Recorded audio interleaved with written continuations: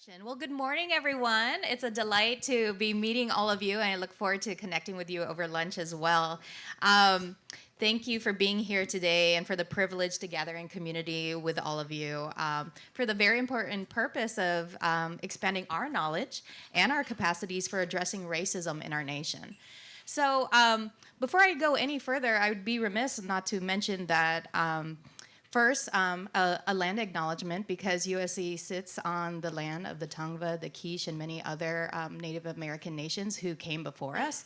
And it serves us to call to mind the many generations and original stewards of this land before we got here. And also to call to mind the many legacies of violence that brought all of us here, right? Whether it's Black bodies, whether it's Latina individuals, whether it's Asian, whether it's any number of folks who have worked this land, who have served at this institution in this area, but the legacies of violences that quite literally brought us to this nation. And so it's important to ground ourselves in that history before diving into this subject matter of addressing racism in America. So as Christian leaders, one of the teachings that is at the heart of your faith tradition is to love your neighbor. Yet in America today, racism continues to undermine that divine command. Each of you in your roles as pastors is entrusted not only with preaching the gospel, but also with being agents of change, agents of justice, agents of reconciliation. The pulpit has always been a powerful platform for truth, but we know that preaching on topics like racism can be challenging, and that it requires courage and wisdom. So that's why we're gathered here today, to provide you new resources and research from these experts here to help you be effective in your leading role, so that you can preach in a way that not only speaks to the hearts of your congregations, but also moves them to action. Our goal is not just to be more eloquent, but to inspire transformation, both within our churches and within our communities, because we know that the church can and must be a force for healing in the face of division. The work you do matters, and how you speak about issues like racism shapes the way your congregation will live out their faith in the world. So let us commit ourselves today to being bold, compassionate voices for change. Over the next hour or so, you will get to hear from our three experts who will share insights from their research and their works. We'll begin now with just a mini introduction. I was hoping, because we already heard your many skill sets and expertise from Dick, but I'm curious if you could introduce yourselves for 3 or 4 minutes and maybe describe just how you're approaching the subject matter today, what brings you to this subject matter, and what called you to this work. So can we start with you? Thank you, Dr. Gomez-Brake. My name is Allissa Richardson, and I come to this work from the field of journalism. So today I'm going to be talking to you about reparative journalism, which is a concept that's grounded in fixing communities that have been harmed by our words. A lot of times journalism has failed. It has failed pretty spectacularly in recent years, and only recently has been apologizing for it. But it has also done some things right, and I want to talk to you all today about its partnership historically with the clergy and how it has strengthened itself by partnering with you. I also want to talk to you a lot about how we might tell better stories and how narrative power actually is a form of social justice and activism. As we mentioned earlier, I'm the author of Bearing Witness While Black, African Americans, Smartphones, and the New Protest Journalism, and I'm very, very passionate about young people knowing how to use the device that they have in their pockets to tell better stories. That also means they're coming out of your churches many times, and they have questions for you, or maybe pushing you to talk about things in the pulpit that are important to them. So I'm also here to answer any questions that you may have about where that fine line is between advocacy, social justice, and being neutral when necessary. Good morning, everybody. My name is Claudia Sandoval, professor at LMU in political science.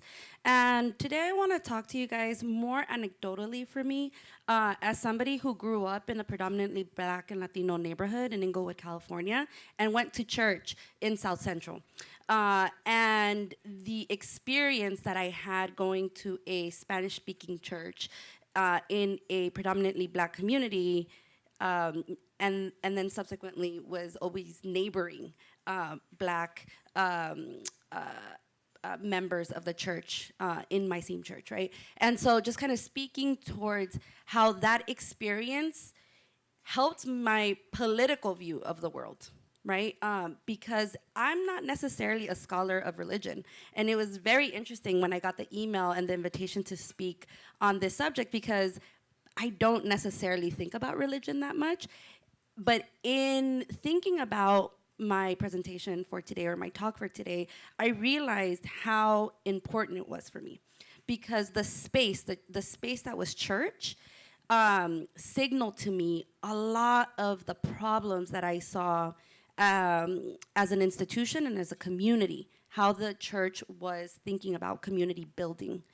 And so I want to talk to you all about, those experiences, and maybe thinking about how your words very much, like you mentioned, the narratives that you speak to your members really does have an effect outside of the church.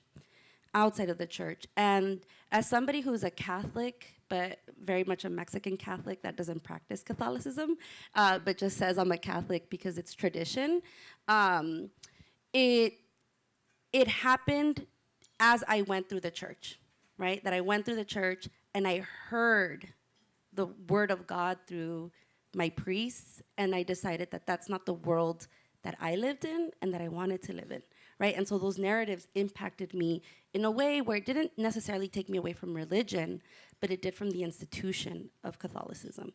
And so we'll also kind of speak to some of the ways in which that's a trajectory, a pattern that we're seeing quite a bit in the Latino community. Hi, my name's Nancy Wang Yuen. Gosh, I have so many hats today. I'm going to actually be talking to you about bias and microaggression, because I was actually a DEI consultant for 2.5 years, just to get very practical, right? Because what happens interactionally in terms of being in a multicultural setting, or even just being with others who are like you and still, saying things that are offensive, and how to deal with that. So that's my what I'm going to be talking about. But in the Q&A, I am a sociologist. I study Hollywood and representation. I'm also a Christian. I went to church for the first time in a long time yesterday, because it was a church. Not because I was coming today. But because an old pastor of mine is doing a series on affirming LGBTQ and how to do that through the Bible. So I was very excited to go. And I, but what I really enjoyed was the community as well. I think that's what churches can bring, is community, and a loving community that supports you through the hard times and brings joy in your life. I think a lot of people, I feel like I no longer want to attend a church that makes me feel guilty and ashamed of myself, which is so much of I've been in and out at evangelical and Christian churches, Protestant churches mostly, since I came to faith on my own when I was in middle school. So I'm an immigrant. My family of origin's not Christian. And then I also taught at Loyola University for 14 years and left because of racism and my mental health, and because of everything you mentioned that the church standing for, the church, Loyola and evangelical white national white Christian nationalism and what it stands for, and just seeing, actually I've been thinking about how so many people that I know have left the faith because of that, and how churches don't serve those folks who feel very disillusioned, traumatized, right? And so happy to talk about all that from a lived experience, from having to weave in, really go deep into what evangelicalism is, and how the very theology of it is white supremacist. So I didn't know that as someone who just went to church, but having having to be around white male theologians who really were basically another manifestation of what Trump actually was, galvanizing, just really feeling that in a visceral way. So anyway, but lots to talk about. Well, thank you all. I'm really looking forward to what you're all going to share, and I really appreciate you bringing yourselves into this conversation too, because I know a lot of this work is based off experience that we've lived through, and it informs how we even approach the subject matter. So over the next 30 minutes, basically each of our panelists will take 10 minutes to share a specific resource or skill set with you. And then we're going to come back to this space and be in conversation based on what we just heard. And we'll have about 15, 20 minutes for Q&A at the end. And so while we're doing our presentations, I ask you to please keep in mind some questions you may want to ask a particular member of the panel or to the whole group so that we can end our time together really being in conversation with all of you. And so I think I'm going to go in alphabetical order because it worked so well this time. And so if you're up to it, Dr. Allissa Richardson, I offer you the mic up there.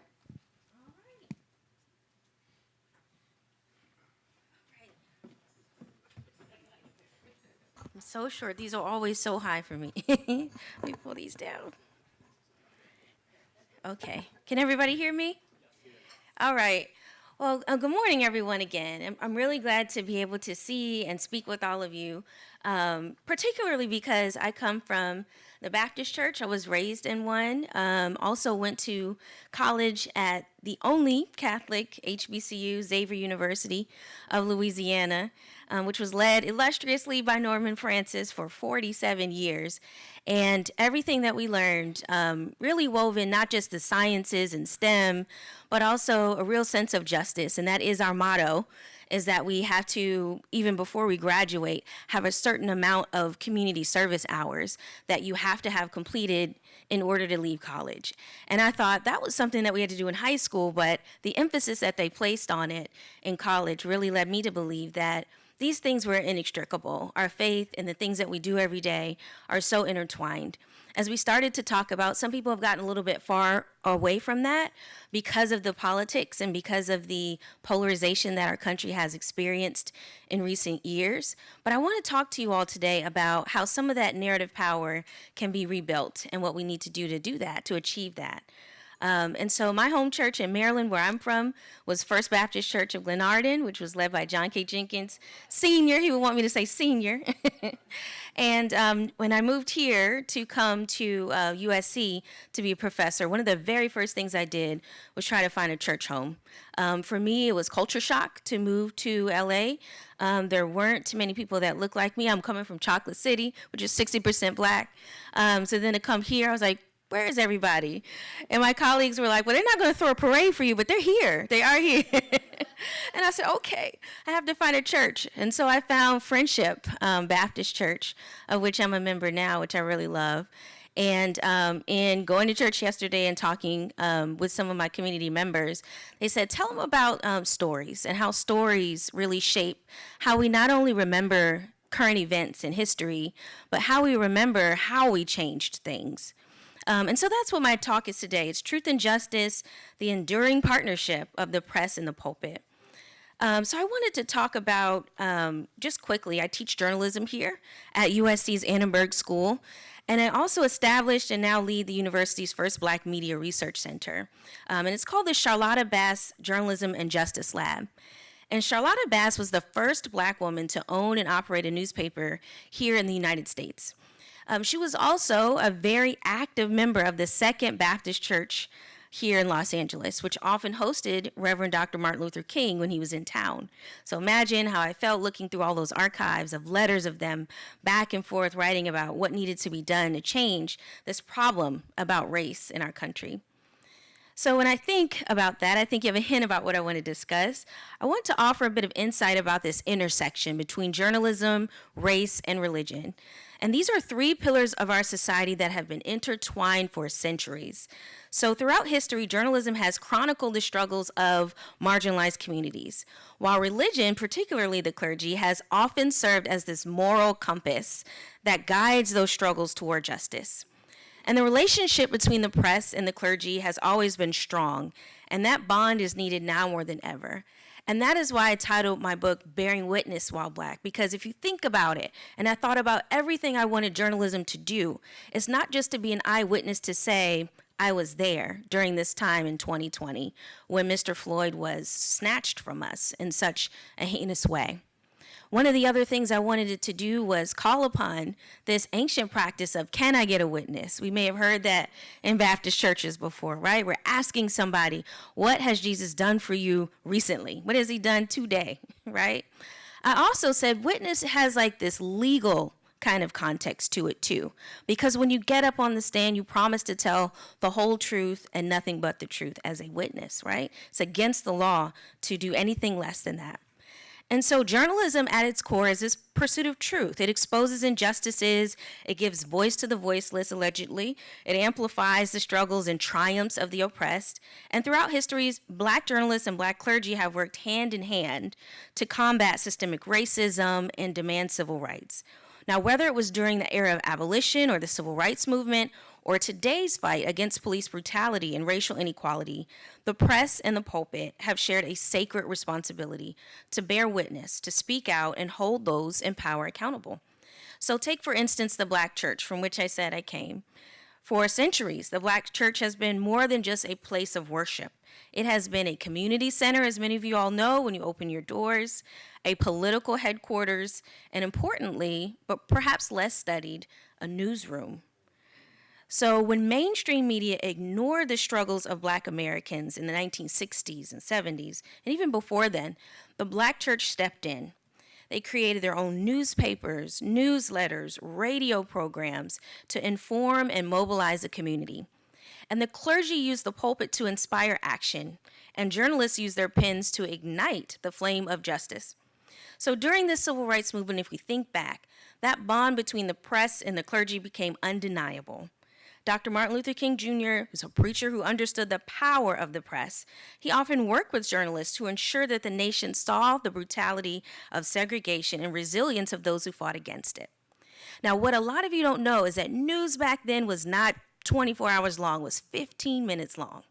And so what Dr. King had to do was to court folks like Walter Cronkite, who would say, that's the way it is, and give you that 15 minutes of news.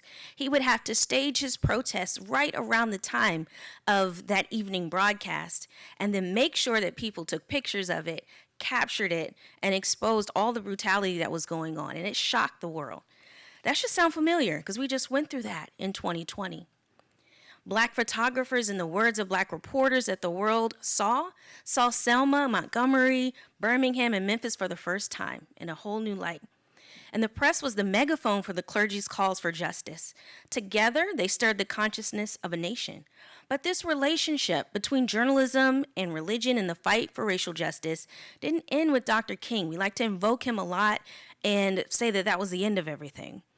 But in every struggle for liberation, the clergy has continued to play a vital role in amplifying the truth and pushing forward the narratives of resistance and resilience. And I told you I went to Xavier University, and one of our calls was that we be of service to people no matter what. So it was of no surprise to me back in 2014 when Ferguson erupted, and I saw a pastor at the very center of all of this, opening up his church to people from all walks of life to be able to meet, convene, plan. And when I saw Starsky Wilson, I said, wait a minute, I know him. He went to my school. And I got so excited. And the two of us went to our 40 Under 40 awards that year at Xavier University, and I asked him, was he afraid? Was he scared to participate so openly in something that we didn't even embrace as a nation yet? Black Lives Matter was a rallying cry, but it was also, to many people, off-putting. But at a time before it became popular, Reverend Wilson opened up his church and did that work. And so that is how we have continued to build narrative power as not only journalists, but that partnership between clergy. So whether it was the church's role in fighting apartheid in South Africa or its involvement in this new Black Lives Matter movement here in the US, the press and the pulpit have remained powerful allies. But we're living in a time where truth itself is under attack. Misinformation, propaganda, sensationalism, all of these things are running rampant, and they're drowning out the voices of those who seek justice. You also have, as I mentioned before, smartphones. So you have people who are citizen journalists who feel they don't necessarily need the press anymore. They want to tell their own stories because they're afraid that some of those stories, traditionally, if in the wrong hands, may get told incorrectly. We saw a 17-year-old girl, Darnella Frazier, pick up her smartphone in 2020 and say something that the New York Times didn't at first. The New York Times said that George Floyd died in the back of a police vehicle as a result of a medical incident. Darnella Frazier's phone showed us there was a little more to it than that. And the fact that she was there in that right place at the right time could be nothing but divine. I think that a lot of the things that we consider when we think about narrative power often don't necessarily belong in the hands of professional journalists. And so this is the tip I want to offer to you and what I want to discuss in our Q&A. A lot of the work that you'll be doing isn't necessarily with the big names on CNN and MSNBC and all of these other folks who are professional journalists. A lot of what you may be doing going forward is working with and counseling the citizen journalist, the person who was in that right place at the right time, but at what cost?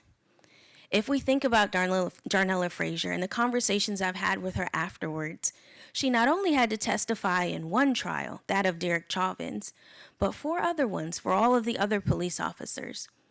What help can you offer her after she's seen the unseeable? What assistance, what spiritual guidance might she need afterwards? Those are some of the things that we don't consider when we valorize the citizen journalist, or we say, this is a person who, thank goodness they were there. They captured Eric Garner. They captured Walter Scott. They captured Philando Castile. But what happens to all of those folks after they've done the looking? This is where you all can come in. Not only do you help rebuild their spirits and nurture their souls, but you often can build narrative power around where the community goes after that. See, well after the national news has left, they parachuted in, brought all these cameras, lights, and then they leave. You're still there, and they still need you. So the smartphone journalist, the person who never wanted to be in that position in the first place, will likely come knocking on your doors and need your help. Not only can you help protect them from other people who only want to come around during anniversary time and do a 1-year visit. Let's check in 5 years later. What about in between every day? That's when they really need you most. We also need journalists, professional ones, to remember the power of the pulpit. The stories of faith leaders and communities can no longer be relegated to the religion section of the newspaper. And this is what I share with my colleagues here all the time. Stories of faith are stories of survival and protest and hope, and they deserve to be front page news. Journalists must work to highlight how religious institutions continue to serve as critical spaces for activism, especially in Black, Indigenous, and other communities of color. As we continue to grapple with the legacy of racism in this country, as is our work today, the partnership between the clergy and the press is not just historical. It's necessary for our future. We must remember that the fight for justice is really long, and it requires the courage to tell the truth, the wisdom to seek guidance from our spiritual leaders like you, and the resolve to amplify the voices that challenge the status quo. So it's my hope as we move forward and as we move into conversation later this afternoon that we'll see more collaboration between the church and the newsroom, not just around Christmas and not just around these big national holidays. More partnerships that center the stories of those who are marginalized and more bold truth-telling in the face of injustice. So together, the press and the clergy have always been at the forefront of change. It's not an accident that a lot of our leaders have also been Baptist preachers. It's not an accident that a lot of the very first Black newspapers were actually created by AME pastors. And together, we're going to continue to be agents of justice in our time. But we just have to be ready to listen to each other, and we especially have to be willing to offer critical care as well as guidance to those who've seen too much. Thank you.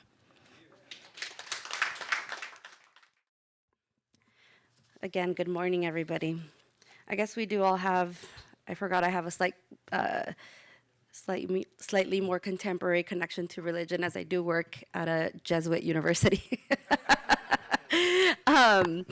So again, I mean, religion is always around me. And interestingly, up until this point, it was one of these moments where I really had to I really did sit down and think about the importance of religion in my life. So first of all, I want to thank Dr. Flory, Soraya, and everybody else who took the time to plan this wonderful event. As I previously mentioned, my work centers around the ideas of race, narratives, ideas of citizenship, belonging, and more specifically, Black-Latino relations. Much of what I'm going to speak on today comes from the experiences within the Catholic Church, which played a particular role in my worldview, which informs my scholarly work on politics and race and politics. I'm also going to focus my talk on Latinos, religion, and its political implication by trying to answer at least these three questions. What is the potential power of your sermon for your members? How can you use the church as a space for critical thinking and practice? And last, what can you take from understanding from an understanding of race relations and communities of color? Now, my talk is going to be short. I want to make sure that there is time to kind of discuss this, especially because I know that this is more specifically, for me, a conversation on Catholicism and Latino communities, but I think it can be used as an example potentially for your own communities. So in terms of the question on the power of your sermon, on this first point, I want to recall a particular service that I attended when I was going to baptize a friend's child, firstborn. This was in Chicago in 2010, and I went with my partner at the time to the mandatory talks that you have to go to so that they could inform you about the religious aspect of baptism and what it means to be a godmother. And so I get there, we sit down, there's about 30 families there. Everybody's pretty excited to start talking about this event. Well, in the following 2 hours of that meeting, I was subjected to anti-LGBT ideas, anti-Black conversations, and just a complete downpouring of negativity, whether the people there, the parents knew how to appropriately do the cross signal. And it was so negative, so incredibly violent, emotionally violent to me, that I left that religious space vowing to never go there again. And obviously I had to go there again because I had to baptize. But it was at that moment that not only did I see a real indoctrination of gender roles, indoctrination of not understanding difference, right? Which was the thing that we're supposed to really be interrogating today. A real lack of not understanding difference that really struck me as antithetical to the thing I thought I was going into. And I learned nothing about the importance of baptisms, right? And I had no idea what any of the things that I was going to do during that baptism meant. And I felt sad. I felt sad for me, and I felt sad for everybody else that we were going to practice this thing that, everybody was so excited about. It was a celebration of their children and the family, and all we really got was berated in that moment. The second time we went, it was less violent in some ways, but it was still not informative of the role of the church in the practice of baptizing. And so I really kind of stepped back at that moment and said, what is the role of church? Right? I'm not sure that in that moment I learned what I thought I was going to learn. But it really was, I was surprised at how outspoken and free that person felt to kind of make these statements. I mean, you're in a room full of people and you're just saying all these negative things and you're so comfortably saying it. It made me think the institution allows for this in some ways, right? In my own analysis of what had happened, because it was a very stark moment for me in my life. So I always remember that particular event, and in reflecting on other moments of going to church, thinking about the various times that my mom, who is a devout Catholic, has asked me to go to church with her. I go to church with her, and inevitably I hear some indoctrination of gender roles, right? The woman, you should pay attention to your husband. He is the one that goes out, and you should listen to him. And that's the sermon. And then I look at my mom and say, please don't bring me again. Like, I respect you, I respect your religion, but this doesn't speak to me. This doesn't speak to me. Now, I want us to think about the church as a space for critical thinking and practice. As I mentioned earlier, I grew up in Inglewood, California, predominantly Black and Latino neighborhood. I attended church in South Central at San Juan Evangelista, which is on Crenshaw. And I always enjoyed my time at the church. At some point, I was the president of the youth club, and I really did enjoy my Sundays at church. Over the years, however, I realized that there was an unspoken tension between the Spanish-speaking sermon, which was mostly Latinos, Mexicans, and the English-speaking sermon, which was mostly African Americans. And both of those sermons happened back to back. So as one group of people were leaving, the other group of people were coming in. While there was never any negative confrontations between the two groups of individuals, I never saw an effort to unite these two communities. And interestingly, as I was, again, thinking and reflecting about my time, about this conversation and what I was going to talk about, I spoke to my parents. And I said, remember how at church we would go and then we would leave and then the Black community would leave and you guys never talked to each other. And, you know, I always thought that was inappropriate. Like, we had so many celebrations throughout the years and we never came together to celebrate religious events, things that we both believed in. And my parents, you know, they looked at me and they're like, no, there was nothing wrong. You know, we're just different. And I said, but isn't the church supposed to unify us? Isn't the church the one place where we're not supposed to see difference? And yet, the only thing that they picked up on was that the reason we could not come together to celebrate the God, Jesus, the one thing we all agreed on was because we were too different. And so they said, you think about race too much, you know? I'm like, okay.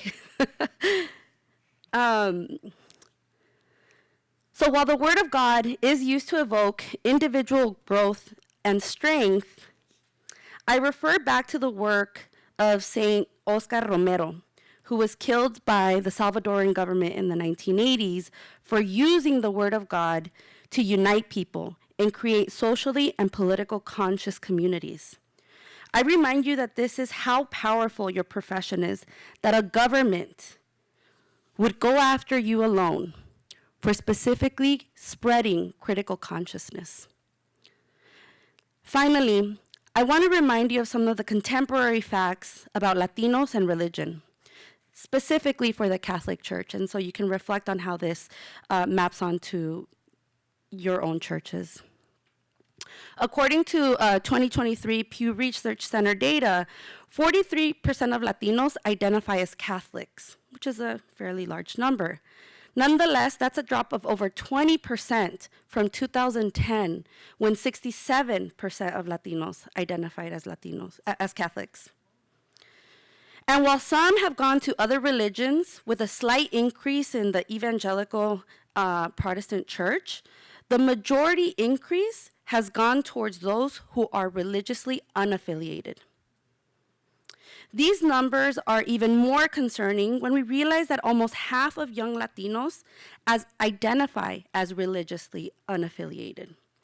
As someone who is Catholic only as a reference to my upbringing, like I mentioned earlier, I think the church has a long way in making the youth feel connected to the things that matter the most, and also to the broader community at large. So I think that you guys have a lot of work, a lot of power to bring communities together, to bring your church together, and realize that in bringing communities together, in creating critical consciousness, it impacts the social and political world that we live in. Thank you.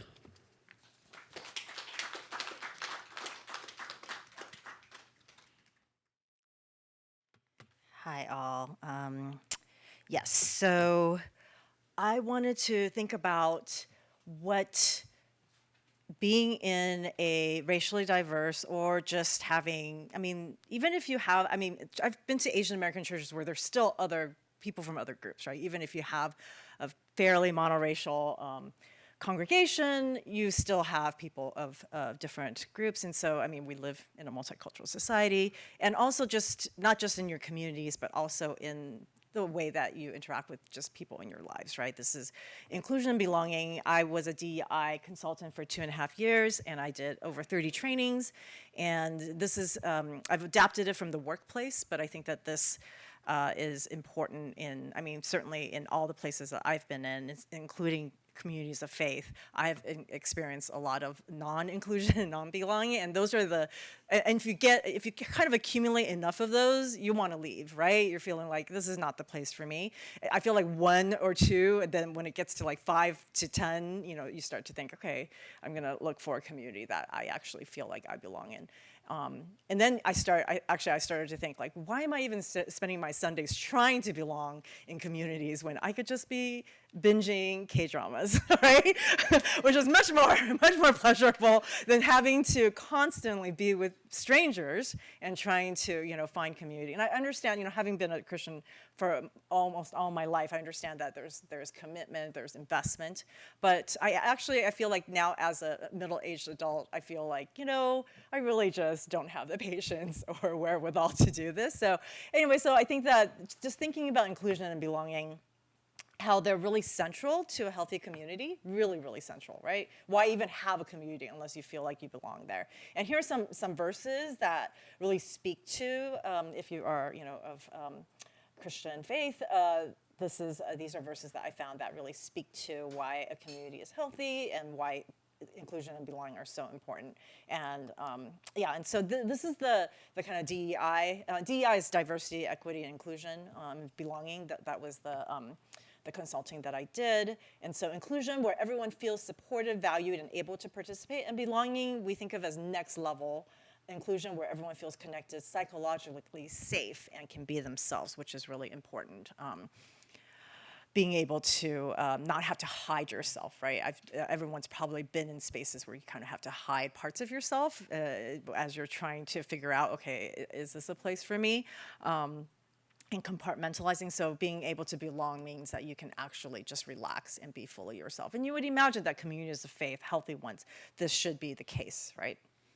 But being always, I think, politically progressive in evangelical spaces, I always had to hide parts of myself, I think, in almost all of the communities of faith that I've been in. And it's only in recent years that I've actually found places where I don't have to hide those aspects of myself. But it's, so having to compartmentalize is really hard. Bias. Okay, so bias is one of the reasons why people don't feel like they can belong or be psychologically safe, because especially if you're in a multicultural space, or just in, just even different ages, right? You have age diversity, whatever the diversity is, there's associations and assumptions we hold about people who are different from ourselves, right? And everybody has them, right? This is based on, I'm specifically talking about demographics, and where do they come from? I realize I'm not even looking at my notes. Just talking. Okay, and so they, the definition of bias is that, these are false, actually, assumptions, right? These are, because no one is ever one thing because of their demographic background, right? There's diversity within racial groups, diversity within age groups, gender groups, sexuality. We're never one thing, but all of us hold biases about groups, right? And we like to kind of extrapolate from one demographic that everyone is like this. And so where do these biases come from? A lot of people think that our brains are wired to be biased, but that's not true. Our brains are wired in a way that we can form biases, but the actual biases, like the idea that women aren't as logical as men, or Asians are too passive to be leaders, or stereotypes that result in Black and brown folks being criminalized at higher rates than whites, these are messages that we've absorbed through our culture. As someone who studies Hollywood, they are absolutely absorbed through the media that we consume, especially if, research shows that people are consuming 15 hours of media, whether it's through your phone, through television, through people are actually probably absorbing more ideas from media than anybody else, especially since, pandemic, we're not even talking to people anymore. And social media, right? We know that all these false information, you talked about folk, on the ground journalists, but there's so much misinformation out there. My kids are on TikTok and they have done so many things. I'm like, where'd you get that from TikTok? That's not true. Like eating essential oils. I mean, it's not just like false information, but health things. So many things are, that we have, so much misinformation out there. And so biases, right? And the algorithms, right? Algorithms that kind of take those biases and take you down a rabbit hole where everything that is shown to you on social media is of that bias. So it's really important to think about how we've absorbed this from our culture, but that these things that we have learned can be unlearned. So when people are talking about becoming anti-racist and anti-biased, that means taking the initiative to unlearn those biases, right? And so this is a very practical talk because this is based on a training that I do with companies. So here are ways to counter bias. I'm going to go through all these and then I'm going to review it at the end as well. I'm going to go over these one by one.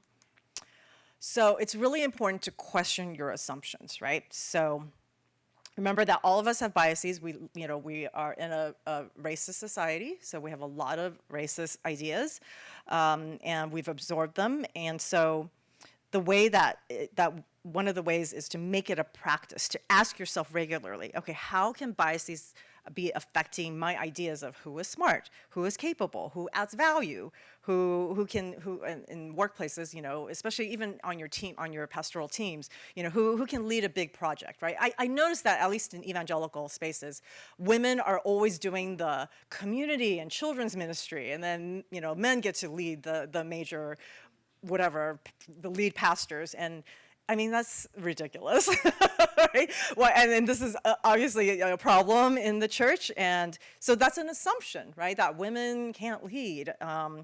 And so all of these biases and having taught at Loyola, I had women students come up to me and say, like, I want to be a pastor. Why is it that basically all my theology professors say that I can't, speak up? And so I had to kind of do damage control as a sociology professor of what they were learning through their theology courses.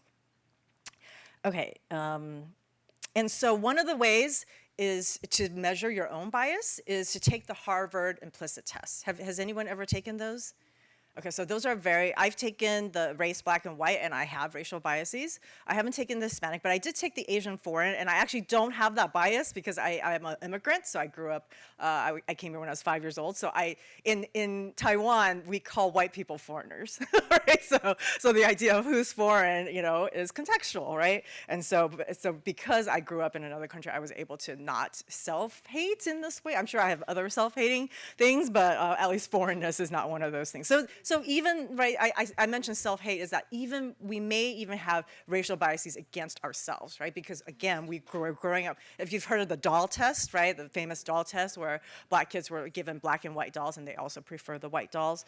And so these are very much, so there's a lot of other implicit tests you can take. There's ones on gender, sexuality, transgender, all sorts of, but these are the major racial ones that I think are useful. Okay. And you can have people on your team take them, right? Just so people can have hard data that, yes, we all hold biases. Okay, so, and then be on the lookout for problematic dynamics. Who's being left out? Who is not being heard in your communities, on your teams? Who's not being valued, right? And then one of the things is microaggressions, right? Are microaggressions happening? I'm going to talk a little bit more about microaggressions. And also remember that the way the world works for you is not necessarily the way, well, it's not the way that the world works for everyone, right? Just because you're not experiencing particular biases doesn't mean that somebody else, and not to dismiss them. Okay, so I wanted to talk more about microaggressions. So these are subtle slights, insults that communicate derogatory assumptions, and they're tricky, right? Because they're not necessarily, like, you can't say, okay, that's definitely racist, because they can take the form of, oh my gosh, your English is so good for an Asian. Like, that sounds like a compliment, right? But it's really meaning that I don't think Asians should speak good English, you know? And so I've definitely had that said to me.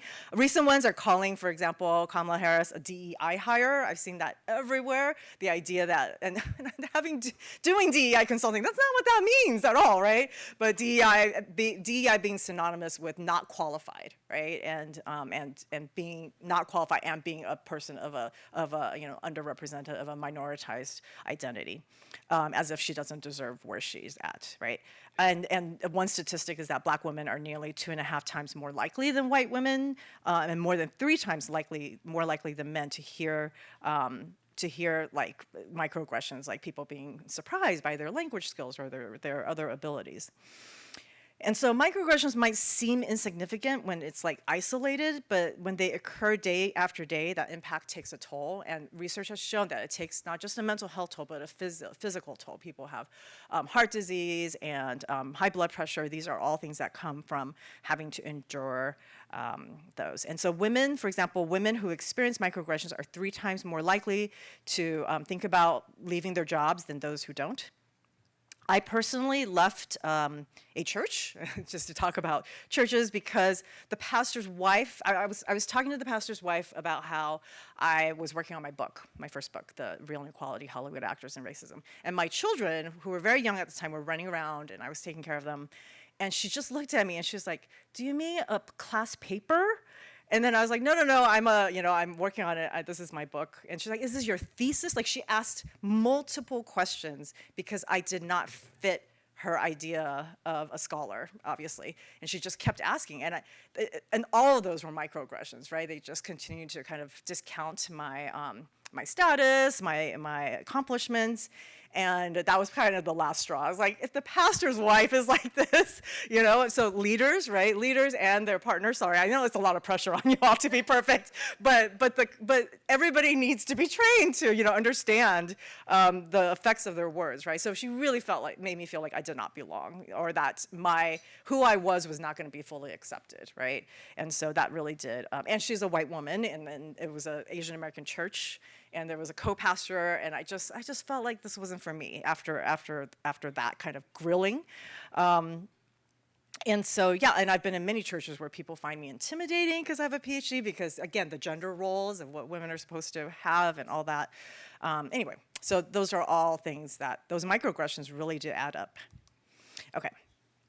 And so the problem, identifying them can be tricky, because a lot of times people who are committing them don't mean to be insulting, so this is intent, but it doesn't matter what the intent is, right? So even if they mention it as a joke or even a compliment, like, "Oh my gosh, you're so pretty for a whatever," and so it's the impact that matters, right? It's the impact. So, and microaggressions can actually be nonverbal or environmental as well. So if you have rooms in your communities that are named after famous people, maybe they are all of one demographic, right? I have the Cerritos Library is where I am.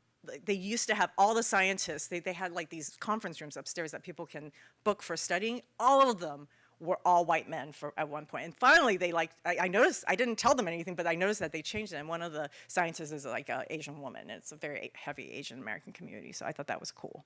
But yeah, so those things, environmental microaggressions are also a thing. Okay, so microaggressions are very common. 78% of people of color experience at least one microaggression every 2 weeks. I'm sure it's, in certain situations it's more than that. And so it's if you see things that are happening, you must speak up, right? If you notice that there are problematic dynamics, or if people are coming to you and telling you that this is a problem, there is one really interesting research that I came across that said that if you actually confront a person that has, committed the microaggression, but you do it in a way that in which you talk to them as if you believe they can change, that can actually strengthen a relationship. So the idea is that, oh my gosh, you should never bring it up because you're just going to get hurt.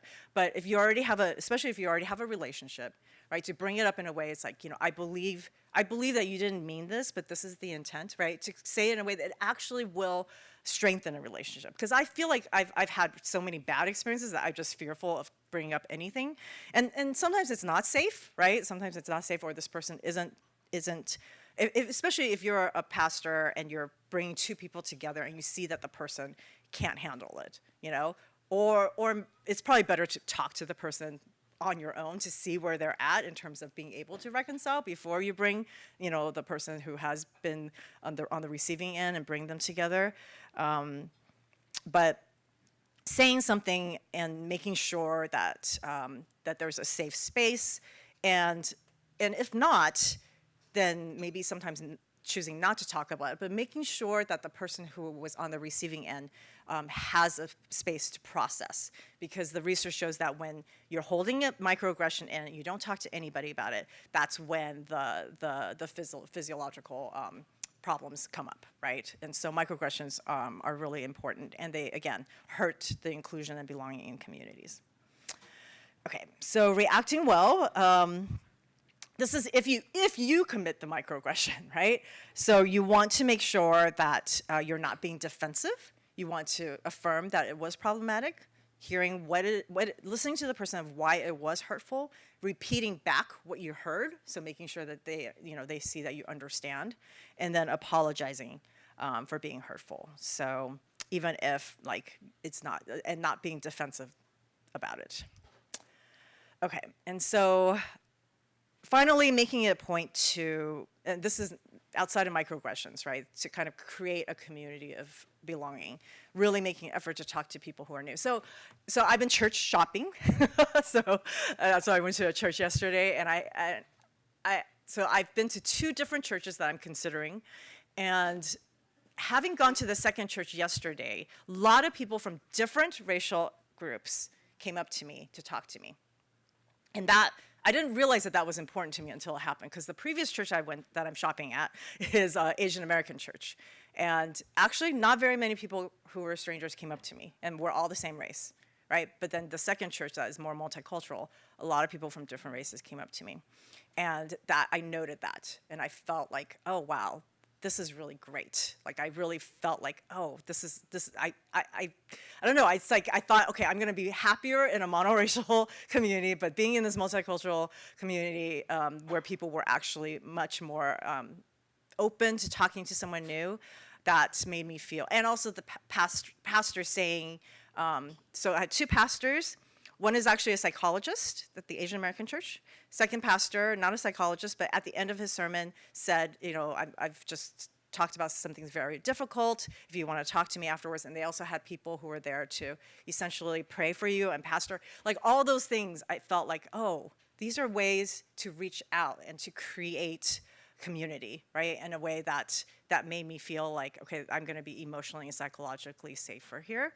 So all those things, being able to create moments in which newcomers can actually feel like they are welcome, and that they have access, right, to people, and to people who care about them. So these are the 5 actions to counter bias and increase inclusion and belonging: question assumptions, watch for problems, speak up, react well, proactively include everyone. And so, yeah, and so that's an excerpt from my talk on inclusion and allyship. I also give talks on anti-bias. And the talk that I give at all the studios, but also companies. I just gave one at Discover, the credit card company. They flew me out to Chicago for their Heritage Month, and I talked about Asian Americans and stereotypes, and I talk about, representation, but also bamboo ceiling is what we call it, because there's a lot of Asian Americans in the workforce, probably overrepresentation, but none of them are at the senior level, right? And that's because of bias, right? Everything that we've talked about. So, and you can get in touch with me on my website. Thank you.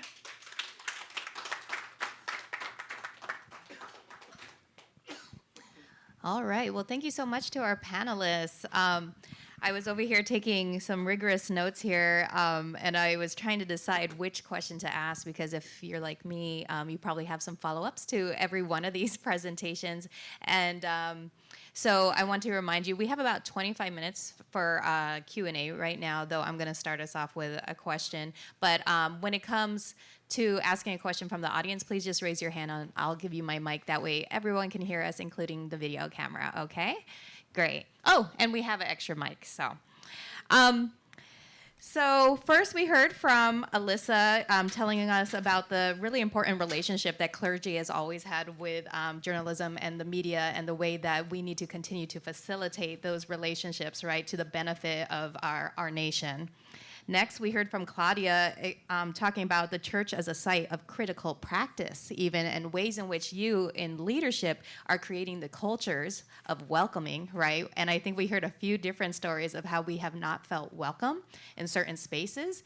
And so that was really interesting to hear from you, Claudia, just your own stories. And then lastly, we just heard from Nancy explaining to us both bias and microaggressions and the internal work we need to do on ourselves in order to be really effective leaders as well. And so great resources for all of us. And I took a few photos or notes about things I want to do, like the Harvard Project implicit tests and the books I need to be reading. But something I was hearing had to do with like racism at the intersections, even with patriarchy and all sorts of isms that we can imagine here. I was reminded that as Claudia shared, you know, half of young adults today are unaffiliated. They're moving away from religious institutions. And then I was reminded, I was like, oh, I do have a role to play here. Because in case you missed it, I'm a secular humanist. I'm an atheist who likes to do religious things. And I do engage with young adults on this campus as the university chaplain. And many of them do not go to church, right? Or they're not practicing the tradition of their families because there's a disconnect somehow. And so I need to learn their language in order to be effective in helping them navigate their own spiritual lives, which, yeah, spiritual lives continue on even outside the church, right? And so how can we really serve this audience? And so I was reminded that, so I do preach at First Unitarian Church periodically. It's a UU church, and similar to you, Claudia, it's based in K-Town, and it's like I'll preach in the Great Hall, but the Pentecostal folks will be in the sanctuary, and we'll be churching at the same time. And the first time, because I'm only a guest preacher, I'm not UU. The first time I went, I was just like, oh, how curious. We're all out here. Like, there was even a lunch afterwards, and there was space for connection, but it wasn't happening. And so I just wanted to offer that, because here in Los Angeles, we have such a unique context in which we can really address biases across our communities.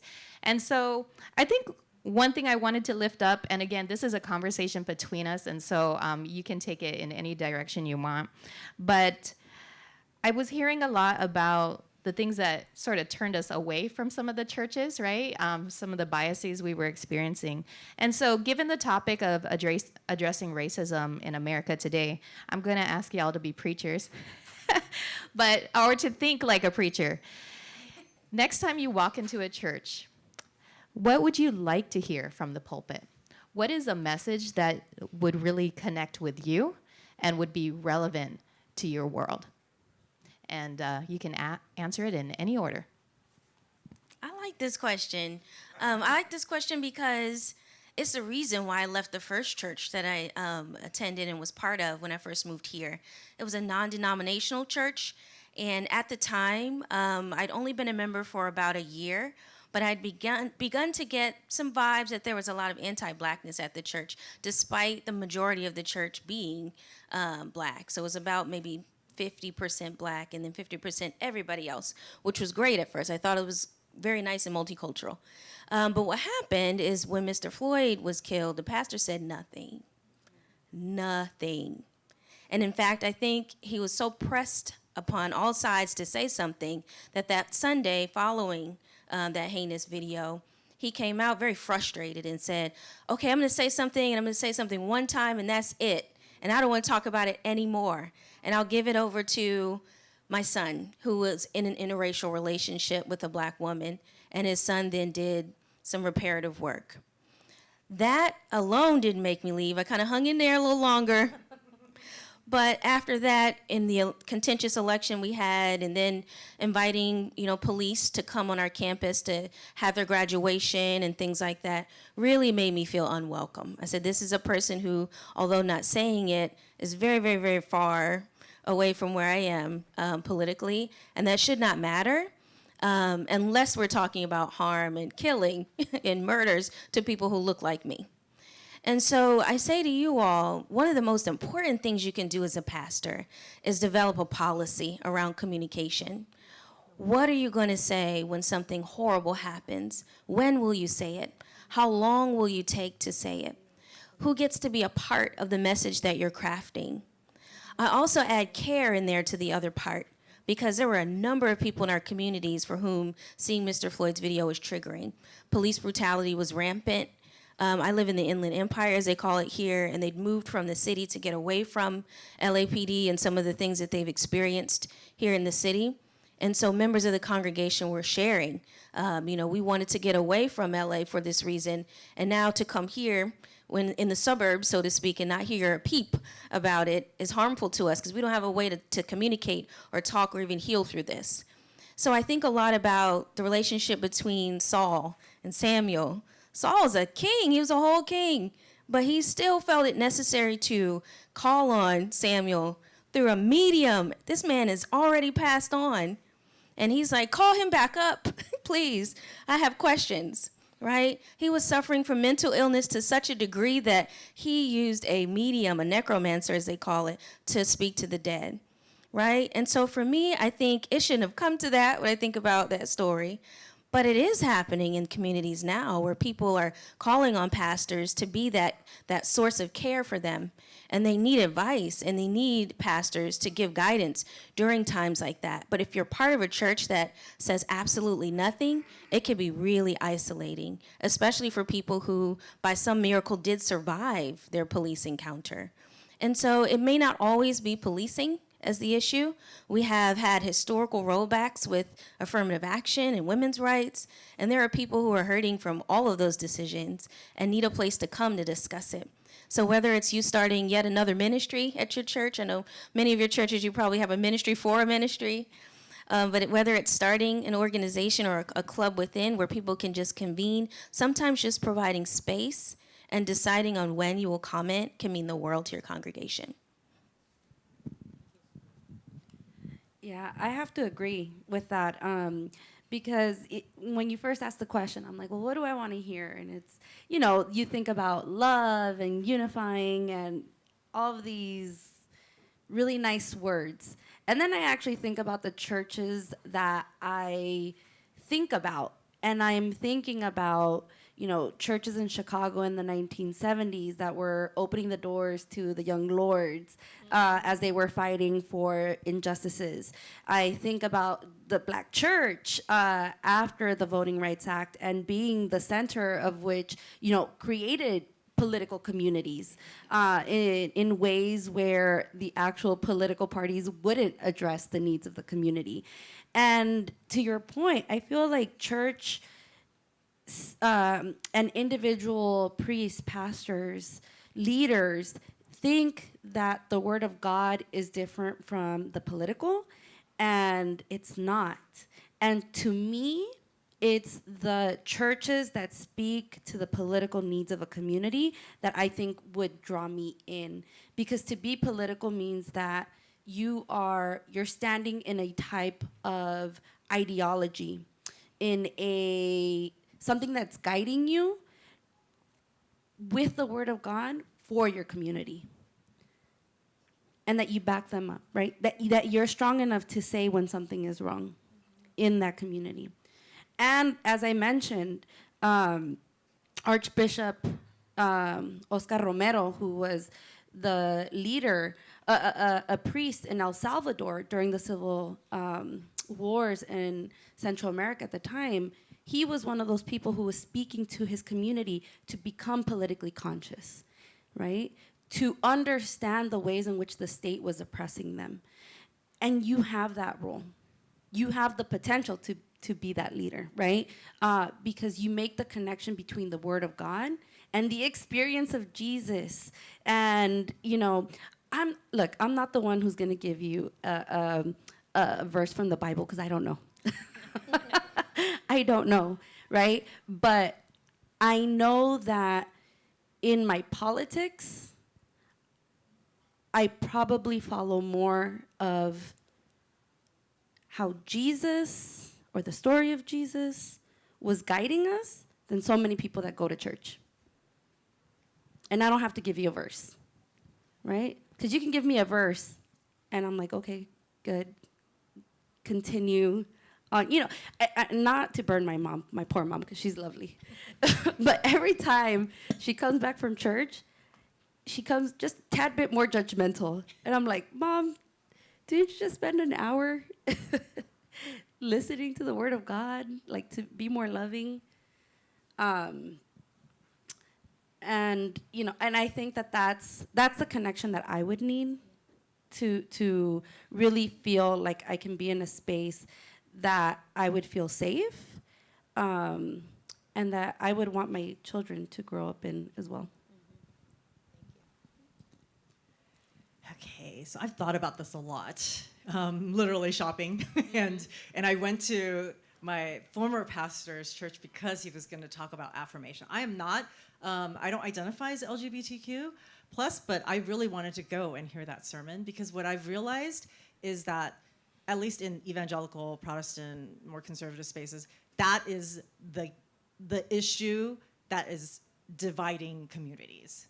Right? And I feel like if they are able to talk about this issue with compassion and actually advocacy, then I know that other issues like race and gender are going to be fine.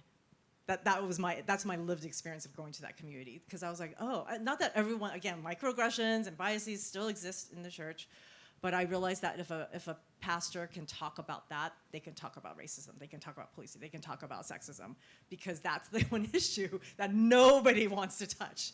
Because literally, church membership will dwindle, because they will leave, because this is, for some reason, this is me also like feeling like I try to live my life as, you know, according to the teachings of Jesus. I just don't see why this issue is so divisive. Except as a sociologist, it's more than just religious, right? Our society has been has been homophobic. And so I went to this church because they were going to have the sermon. That was what drew me. And I also knew that the pastor was going to do a good job with it, but also not intellectualizing everything. So I'm a sociologist. I have a PhD from UCLA.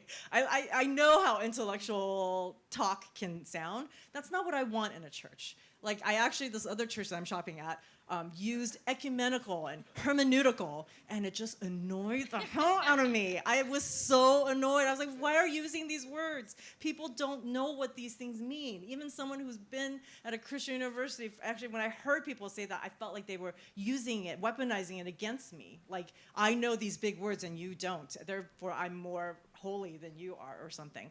And so I think having a connection, and okay, I also know so many people who have gone to Loyola, a Christian university, who are now no longer of faith. I was just talking about this. I would say majority of them, because of the hypocrisy of the church, right? And I think that churches need a place to process that, because they feel like you come and you're going to be judged, or no one's going to talk about the issues I care about, and no one's ever going to talk about the hypocrisy of the church, right? And so it's like you're leaving churches because you feel the hypocrisy, and so why would you go to church, at all, right? But I think that the processing, or being able to, one of my students at Loyola started a group where people who are doubting the faith could come and talk about it. Because if you don't talk about that, they're just going to leave. Like, you have to have the confidence, as a pastor, as a leader of a community, to feel like you can have people questioning the faith and have those conversations. Because otherwise, they will leave. They will just be like, F that, I don't care, right? No one's gonna, like, they're all hypocrites. Why should I even talk about, But if there's a place in the church to process why the church sucks, I think, and not from the pulpit. I actually think that this has to be done in like small groups or Bible studies or somewhere where people can actually can be able to voice themselves. I mean, in smaller churches, I have seen where people can talk, during the sermons, but that usually doesn't happen, especially in more formal, like, Catholic churches. I can't imagine that the priest is gonna be like, so what do y'all think? But maybe, I don't know. I've been to Catholic churches and I haven't seen that, but just places where people can process the hypocrisy and their doubts and their fears and their anger and their religious trauma. That has to happen in the church if you want people back in the church. Thank you.